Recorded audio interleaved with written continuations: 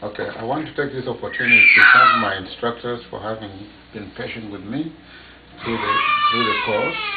The course itself has been quite challenging, and it took me quite some time before I could take off. And once I took off, it was smooth riding all through.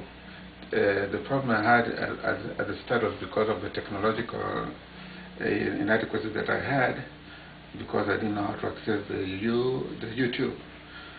And I also had some difficulties identifying organizations that could allow me to make my presentation.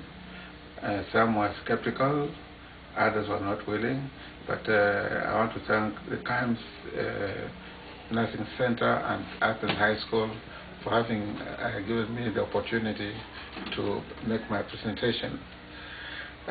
One may easily conclude that public speaking is an easy cake, but I want to show you that it's not, because I just came to realize that the instructors, while viewing my recording on YouTube, looked at many things relating to my speech. They looked for tonation, they looked for eye contact, they looked for aids that I used, and all those mattered when it came to grading. And if I was to be given an opportunity to take the course, of which I'm not ready to do, I would have done it differently. So once again, I want to thank you, my instructors, for having been patient with me and for having given me the opportunity to go through the course.